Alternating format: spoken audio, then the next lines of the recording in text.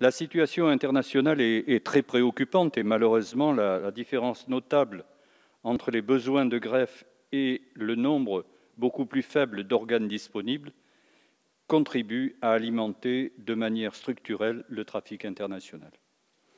L'OMS estime qu'entre 5 et 15% des greffes au niveau mondial résulteraient du trafic international, soit près de 15 000 greffes. Pourtant, les estimations les plus hautes évaluent le nombre de greffes à près de 4 millions par an. Ces dernières généreraient des profits allant de près de 600 millions à 1,2 milliard. Plusieurs situations particulières donnent lieu à des trafics d'organes. Il s'agit des zones de conflit où le droit est inexistant, comme en Irak, en Syrie ou en Somalie. Il s'agit ensuite des pays de départ ou de transit de flux migratoires, comme l'Égypte, ou encore des États où le système de transplantation relatif à des donneurs vivants ou décédés ne fait pas l'objet d'un dispositif de prélèvement suffisamment élaboré, comme l'Inde, le Sri Lanka, le Bangladesh, le Pakistan, le Mexique, les Philippines ou le Cambodge.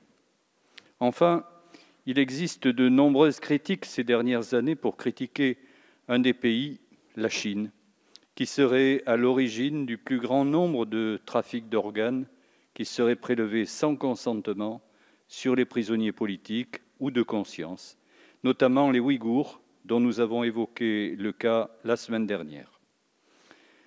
À noter qu'il convient de différencier le trafic d'organes humains en tant que tel du trafic d'êtres humains ayant pour objet en partie le trafic d'organes. Ce dernier suit néanmoins les mêmes filières habituelles de la criminalité transfrontalière.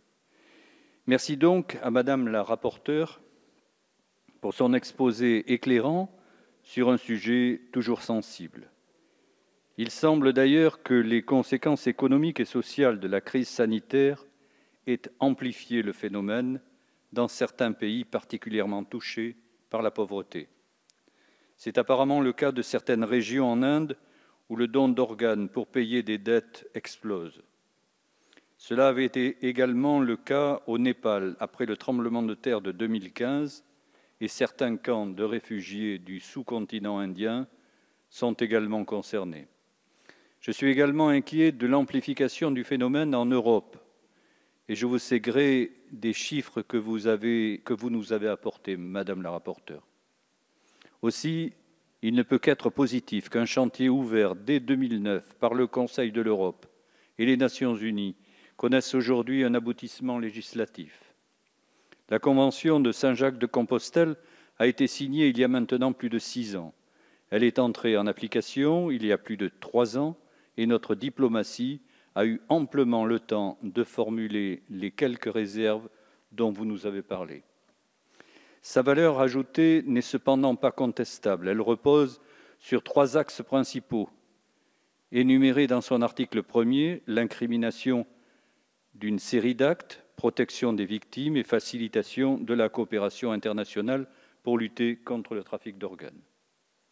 Pour toutes ces raisons, avec mes collègues du groupe des socialistes et apparentés, nous voterons évidemment en faveur de cette ratification. Merci.